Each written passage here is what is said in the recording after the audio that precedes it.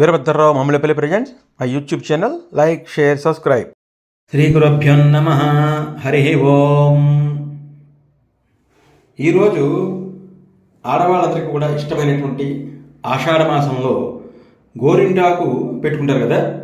ఆ గోరింటాకు ఎలా పుట్టింది అనే దాని చరిత్ర గురించి తెలుసుకుందాం. ముందుగా నా వీడియో లైక్ చేయండి, షేర్ చేయండి, సబ్స్క్రైబ్ చేయండి. వీరభద్రరావు మామిళ్ళపల్లి ప్రజెంట్స్. అయితే ఈ గోరింటాకుకి గౌరింటాకు అని అసలు పేరుట.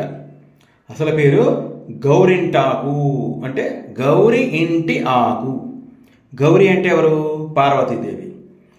అయితే గౌరీదేవి చిన్నప్పుడు తన చిలికెత్తలతోటి వనంలో ఆడుకుంటూ ఉంటారు. అలా ఆడుకుంటున్నప్పుడు ఆవిడ రజస్సులైందిట. అప్పుడు ఒక రక్తపు చుక్క నేల మీద పడింట. ఆ నేల మీద పడగానే ఒక మొక్క పుట్టుకొచ్చింట. ఈ వింతను చిలికెత్తలందరూ కూడా ఈ పార్వతీదేవి తండ్రి అయినటువంటి పర్వతరాజుకి చెప్పారట. ఆయన సతీ సమేతంగా వచ్చి చూసేట ఆ చెట్టుని.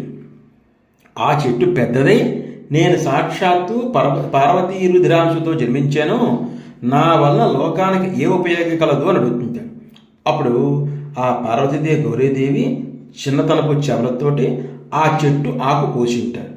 కోయగానే ఆ కోస్తున్నప్పుడే ఆమె వేళ్ళు ఎర్రబారేట. అయ్యో, బిడ్డ చెయ్యి కందిపోయింది అనుకునే లోపుగానే పార్వతి, నాకు విధమైన బాధ లేదు, అంతా బాగానే ఉంది అని చెప్పింటారు. పైగా చాలా అలంకారంగా ఉంది అని చెప్పి అందుట. పర్వతరాజు ఇకపై స్త్రీ సౌభాగ్యం చిహ్నంగా ఈ గౌరింటాకు మానవ లోకంలో ప్రసిద్ధమవుతుంది అని చెప్పేట. రజస్సుల సమయాన ఉద్భవించిన ఈ చెట్టు స్త్రీల గర్భాశయ దోషాలు తొలగిస్తుంది. అతి ఉష్ణం తొలగించి స్త్రీల ఆరోగ్యాన్ని కాపాడుతుంది. తన వర్ణం వలన చేతులకు, కాళ్లకు అందాన్నిచ్చే అలంకార వస్తువుగా వాడబడుతుంది. అదే ఈ చెట్టు జన్మకు సార్థకత అని పలకగానే గౌరితో సహా అందరూ ఆ చెట్టు ఆకులు పసరతో చేతులు, కాళ్ళు అందంగా తీర్చిదిద్దుకున్నారట. ఆ సమయంలో కుంకుమకు సందేహం కలిగింది.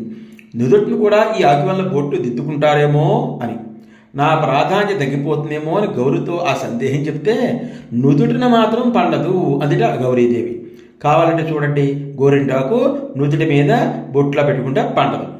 ఇక శాస్త్రపరంగా గర్భాశయ దోషాలు కూడా తీసేస్తుంది. అరచేతి మధ్యలో స్త్రీ గర్భాశయానికి రక్తం చేరవేసే ప్రధాన నాడులు ఉంటాయి. వాటిలోని అతి ఉష్ణాన్ని లాగేసి ప్రశాంతపరుస్తుంది గోరింటాకు.